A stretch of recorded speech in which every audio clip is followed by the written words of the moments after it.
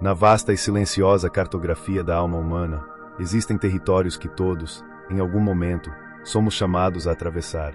Não são marcados em mapas convencionais, mas são inconfundivelmente reais, definidos não por dunas de areia e céus de bronze, mas por uma paisagem interior de aridez e silêncio. Estes são os tempos de seca emocional, os desertos do espírito. É um estado de ser onde a vitalidade que antes nos animava parece ter se retirado para fontes subterrâneas e inacessíveis. A alegria se torna uma memória distante, a inspiração se esvai como um rio que desaparece sob a areia, e a própria fé, que antes era um oásis verdejante, pode se apresentar como um poço seco e rachado. Este deserto interior não é um vazio, mas uma presença avassaladora de ausência. É a ausência de sentimento, de direção, de propósito, de conexão.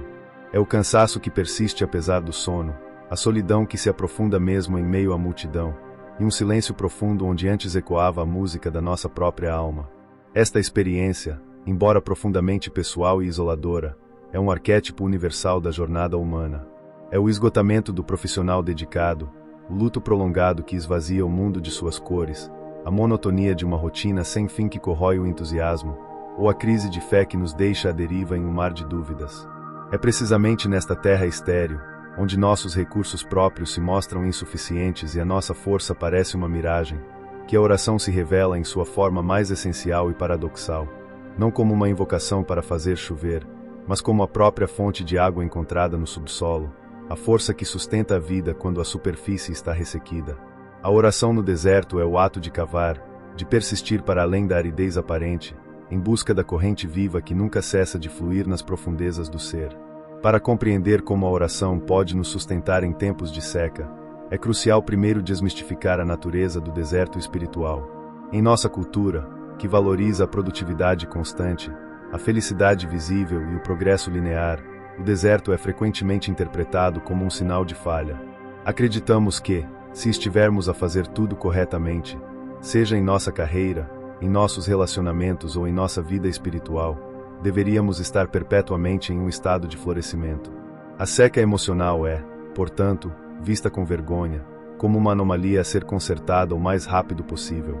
No entanto, as grandes tradições de sabedoria da humanidade oferecem uma perspectiva radicalmente diferente. Elas veem o deserto não como um erro no caminho, mas como o próprio caminho. É um lugar de teste, de purificação e, em última análise, de profunda transformação. Historicamente, os desertos geográficos foram os palcos de revelações cruciais. Foi no deserto que figuras como Moisés, Elias e o próprio Jesus Cristo enfrentaram seus demônios interiores, despojaram-se do não essencial e emergiram com uma clareza de propósito e uma força renovada. O deserto, com sua vastidão e ausência de distrações, obriga a um confronto radical consigo mesmo e com o divino. As ilusões, as ambições vãs, as dependências emocionais e os ídolos que construímos em tempos de abundância são queimados sob o sol implacável da aridez. O que resta é o nosso eu mais nu e autêntico. A seca emocional, portanto, não é meramente uma ausência de sentimentos positivos, é um convite a uma forma mais profunda de ser, uma que não depende das circunstâncias externas ou dos estados emocionais flutuantes. É neste ponto que a nossa compreensão da oração deve passar por uma transformação fundamental. Em tempos de consolo e abundância espiritual, a oração pode ser uma experiência emocionalmente gratificante. Sentimos fervor, conexão, uma sensação palpável de diálogo com o sagrado. No deserto, essas consolações desaparecem. A oração pode parecer um monólogo proferido em um quarto vazio. As palavras soam ocas, os rituais parecem mecânicos e o céu, indiferente. Tentar recriar à força os sentimentos do passado é uma receita para a frustração e para um desânimo ainda maior. A oração no deserto não é sobre sentir, é sobre ser fiel. Torna-se um ato de pura vontade, uma decisão deliberada de aparecer diante do divino, mesmo quando todo o nosso ser grita que não há ninguém lá. É a fidelidade do soldado que permanece em seu posto no meio da noite escura, não porque veja o inimigo ou sinta a presença de seu comandante, mas porque essa é a sua missão. Esta oração é um ato de resistência espiritual contra a entropia da desesperança. É uma declaração silenciosa, mas poderosa, de que a nossa relação com o sagrado não é transacional, baseada em recompensas emocionais, mas sim pactual, baseada em um compromisso que transcende os sentimentos. Este tipo de oração, despojada de todo o adorno sentimental, pode ser incrivelmente purificadora. Ela nos ensina a amar a Deus por quem Ele é, e não pelos dons que Ele nos dá, e a buscar a conexão espiritual não como um escape, mas como a âncora que nos mantém firmes na tempestade de areia. Em meio à exaustão que caracteriza a seca emocional, a oração precisa se tornar simples, quase primitiva. A mente, cansada e sobrecarregada, não consegue sustentar raciocínios teológicos complexos ou longas preces elaboradas. É aqui que descobrimos o poder do poço da simplicidade. A oração no deserto se assemelha mais à respiração do que a um discurso. Pode ser a repetição suave e contínua de uma única palavra ou frase curta, um mantra que se sincroniza com o ritmo da nossa respiração. Palavras como paz, confiança, entrego ou frases como a oração de Jesus, Senhor Jesus Cristo, Filho de Deus, tem piedade de mim, tornam-se uma espécie de cajado no qual nos apoiamos a cada passo. Esta prática, conhecida em diversas tradições como oração do coração ou oração de recolhimento, tem um efeito profundo. Ela acalma o sistema nervoso, interrompe o ciclo de pensamentos negativos e ansiosos, e cria um pequeno espaço de quietude interior em meio ao caos da mente. Esta oração não tenta consertar o deserto ou forçar o aparecimento de um oásis. Ela simplesmente nos ajuda a continuar caminhando. É o equivalente espiritual a colocar um pé na frente do outro.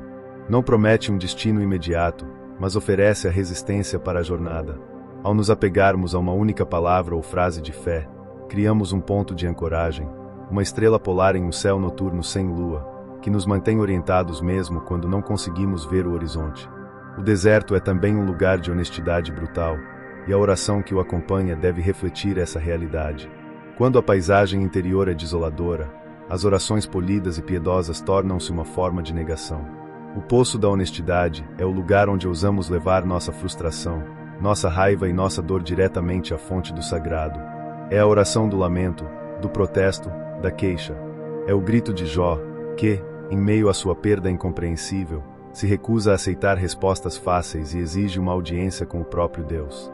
É o clamor dos salmistas que perguntam: até quando, Senhor, te esquecerás de mim? Esta forma de oração é profundamente relacional. É um voto de confiança de que o divino é grande o suficiente para acolher a totalidade da nossa experiência, incluindo as partes mais sombrias e raivosas. Tentar suprimir esses sentimentos em nome da fé positiva é como tentar tapar uma fissura em uma barragem com as mãos. A pressão apenas se acumula em outro lugar, muitas vezes se manifestando como depressão ou cinismo. Ao expressarmos nosso lamento em oração, estamos a dizer que, apesar da nossa dor e confusão, ainda nos consideramos em uma relação. Recusamo-nos a dar as costas e a ir embora. Preferimos lutar, gritar e questionar dentro do relacionamento a abandoná-lo. E, paradoxalmente, é nesta luta honesta que a intimidade é forjada. É ao mostrarmos nossas feridas mais profundas que permitimos que a graça curadora comece a entrar. Quando o presente é estéril, o passado pode se tornar uma fonte inesperada de sustento. O poço da memória é a prática orante de recordar intencionalmente os tempos de abundância e de graça. A seca emocional tem o poder de reescrever a nossa história pessoal, fazendo-nos acreditar que a vida sempre foi assim, árida e sem sentido. A oração da recordação é um ato deliberado de resgatar a verdade.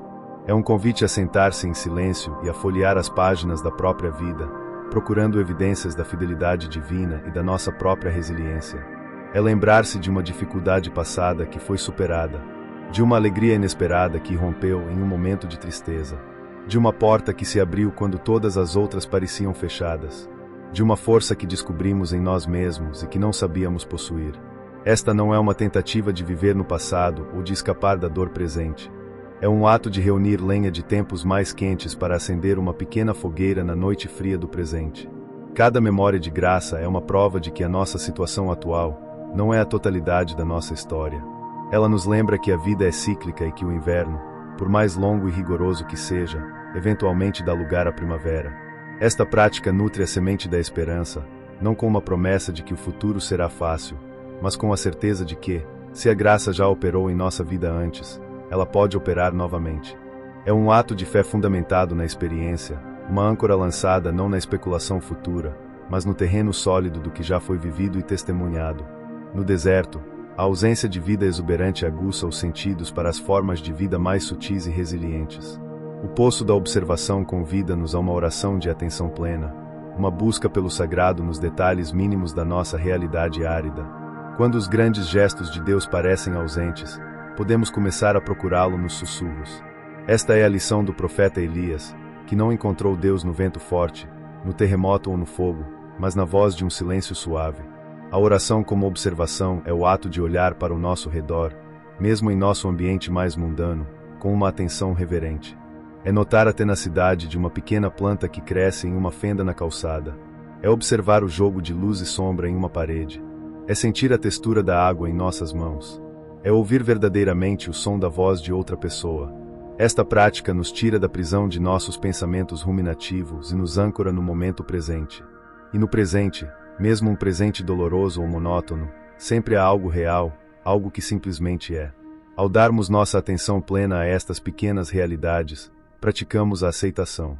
E muitas vezes, ao aceitar e observar o que está à nossa frente, sem julgamento, descobrimos uma beleza e um significado que antes nos passavam despercebidos. Encontramos o extraordinário no ordinário. Esta forma de oração nos ensina que o sagrado não se retirou do mundo. Talvez apenas tenhamos perdido a capacidade de vê-lo nas formas mais humildes e silenciosas. Quando nossas próprias palavras secam e nossa inspiração se esgota, podemos beber do poço da palavra, recorrendo à sabedoria acumulada daqueles que atravessaram desertos antes de nós. Este é o momento de se apoiar em textos sagrados, em poesia, em biografias de figuras inspiradoras, em escritos filosóficos. A oração pode assumir a forma de uma leitura lenta e meditativa, conhecida como lectio divina em algumas tradições. Não se trata de ler para obter informação, mas de ler para ouvir uma palavra que ressoe em nossa alma. É pegar uma única frase, um único verso, e carregá-lo conosco ao longo do dia, permitindo que ele se desdobre e revele seus significados em nosso coração. Em um estado de seca emocional, nossa perspectiva é limitada. As palavras dos outros podem nos oferecer uma janela para uma realidade mais ampla, lembrando-nos de verdades que esquecemos. Podem dar voz à nossa dor de uma forma mais eloquente do que nós mesmos conseguiríamos. Podem nos desafiar, consolar ou simplesmente nos fazer sentir menos sozinhos. Apoiar-se na sabedoria dos outros não é um sinal de fraqueza, mas de humildade. É reconhecer que somos parte de uma longa caravana de peregrinos que viajam por esta vida, e que podemos encontrar sustento na água que eles extraíram de seus próprios poços em seus próprios desertos.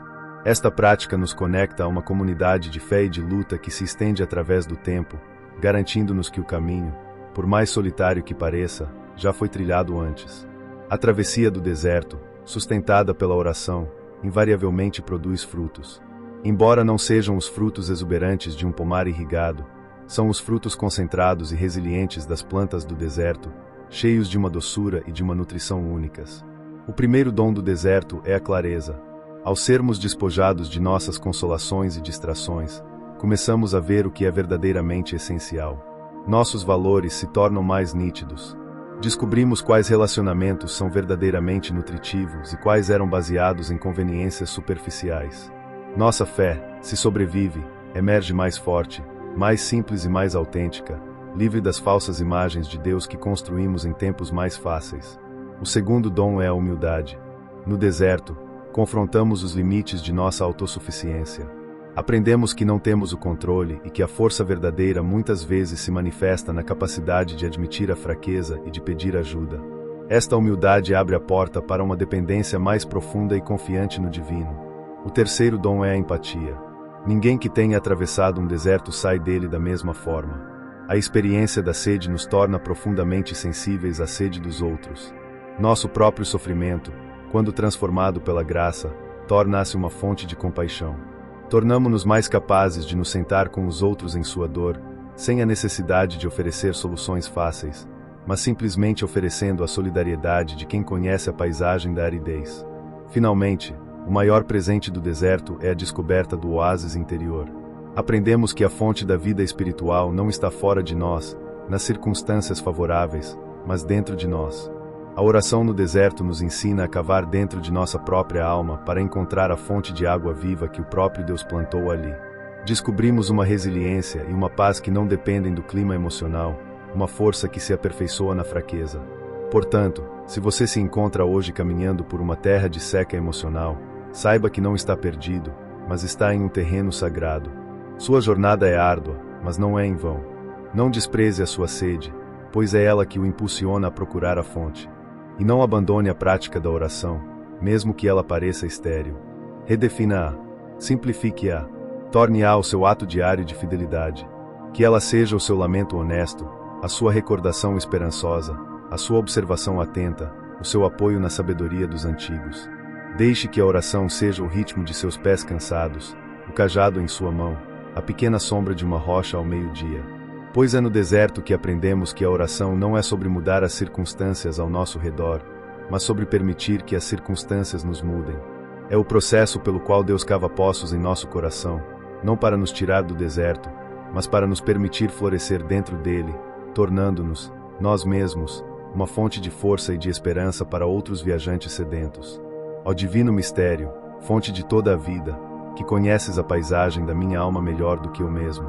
Eu me apresento a ti hoje não de um jardim florescente, mas do coração de um deserto. Minha alma está seca, meus lábios espirituais, rachados, e meu coração, cansado da longa caminhada sob um sol de incerteza. Os oásis que eu conhecia parecem ter desaparecido, e a tua voz, que antes era como o som de águas correntes, agora parece um silêncio vasto e intimidador. Senhor do deserto, eu não tenho orações eloquentes para te oferecer. Minhas palavras se perderam na areia. Então, eu te ofereço o que me resta, a minha sede. Eu te ofereço a minha aridez, a minha exaustão, a minha honesta confusão. Eu não peço que faças chover imediatamente, pois talvez haja algo que eu precise aprender nesta seca. Em vez disso, eu peço a força para dar mais um passo. Sustenta-me com a simplicidade. Quando minha mente estiver barulhenta demais, ajuda-me a me apegar a uma única palavra de fé. Que o teu nome seja o pão e a água para a minha jornada hoje.